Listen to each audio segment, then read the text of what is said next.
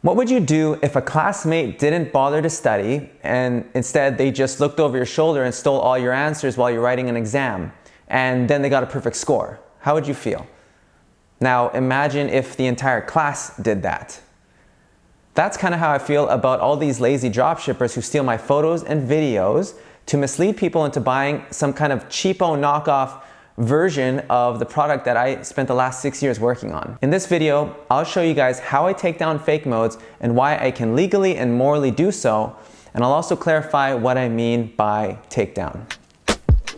For those of you that don't know, a fake mode is basically a garbage knockoff version of a real LightMode kit. If you didn't watch my video comparing the two, I've linked it in the description below. Now let me be clear, I am not against competition.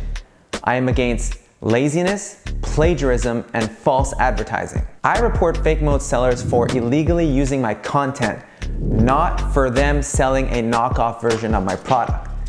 Now let me repeat that because I know there's already a bum in the comment section that's in the middle of typing away how much of a fascist I am. And now I'm tweeting about you, bruh, and now your life is ruined, bruh. I do not try to stop people from selling a piece of shit knockoff.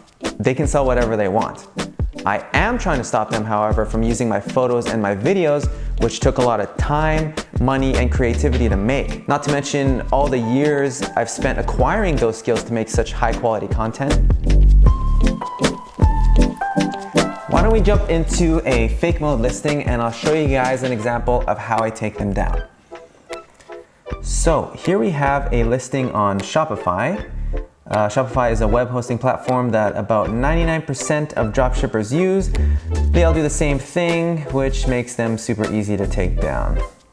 Oh look, those are some great photos. They look kind of familiar. Oh wait, I took these photos. To take the listing down, I basically fill out a DMC notice and takedown form. This is Shopify's form. So if you see here, who owns the copyright? I say I am the copyright owner. And here I just enter my business address, and here I link to the original work. So if we go to my website, lightmodehelmets.com, you can see if we scroll down to the grids, here's the grids. Here's some photos, and we see here this photo was taken. You can see that one. Also here we have this red grid. So what I do is I just basically copy and paste this link into here, and I say description of the original work, photos of lights on motorcycle helmets, copy and paste that down to here, description of the infringing material, and then I provide a link to the product page. I sign it and I submit it. Immediately the seller will be notified. They have approximately a day to remove the content. If they don't remove the content, Shopify will just remove their entire listing completely. This also counts as a strike against their account. If they get too many strikes, then they basically get banned. I've actually banned several Facebook ad pages because they keep re-uploading the content that I report them for. Duh. And then eventually Facebook gives them like a 3-strike policy, and then their ad account is banned. So what do I mean when I say the word take down? I don't actually take down the website completely or their business.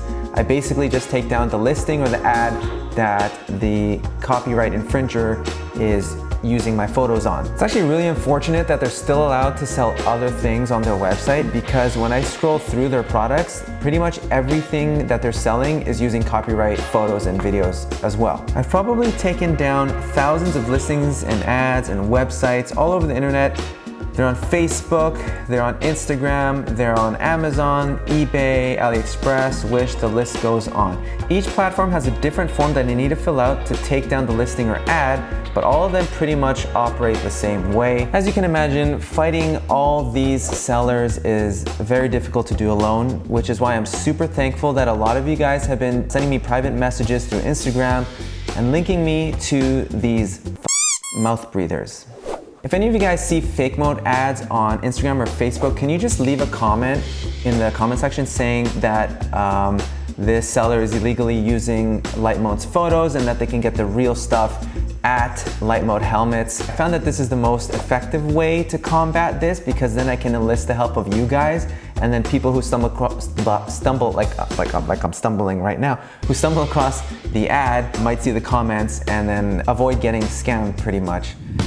For those of you that are still confused as to why I'm doing this, let me put it this way. You ever see an image of a quote next to a famous person's face? Most people don't even question whether the famous person actually said that or not. Anyone could have written anything they wanted, but now it's reached your eyes. You might now start associating that famous person or brand with that image. That's what these fake mode sellers are doing to my brand. I've had fake mode customers reach out to me asking why their piece of shit doesn't work, thinking that it's a LightMode product. In my video where I compare the fake modes to a real LightMode kit, people left comments saying they thought their fake mode was a real LightMode kit until they saw my video.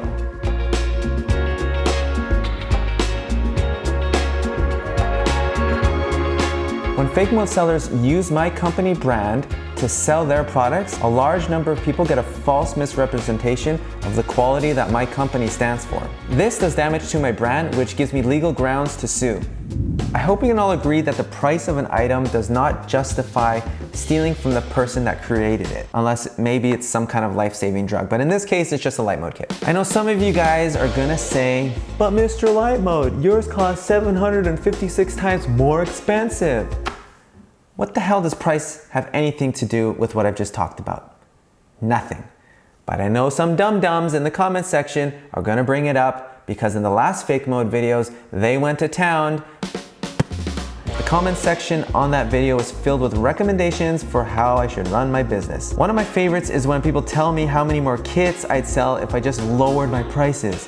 Oh, of course. I'll just lower my prices and just keep the quality the same. Tell that to Dyson or like Breville or Mercedes. It doesn't work that way. Unfortunately, as the old saying goes, you get what you pay for. If you guys don't want to spend $129 for a LightMode kit, I totally get it. If you can't afford it, hey man, all the power to you, I understand. But you need to understand that supporting plagiarism, false advertising, and laziness perpetuates it.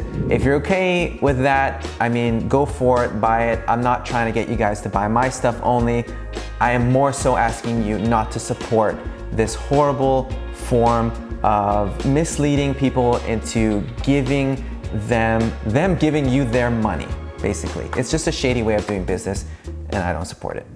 So all this talk about content and plagiarizing it makes me think about another topic around content, and that is, what is it worth to you or to a business?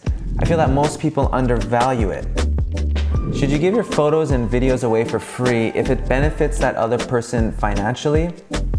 Is exposure enough compensation for your content? These are some of the topics that I'm going to be covering in the next video. For now, let's get a hashtag going in the comment section. How about hashtag no fake modes? Maybe I'll get a shirt printed or something like that. You guys want a shirt? I don't know. Let me know in the comment section. Hashtag no fake modes. And I will see you guys on the next video. Stay tuned. Please subscribe. Have a good one.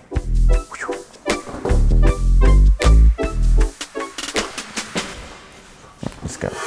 Disconnect this piece of shit right here. There we go. Peace.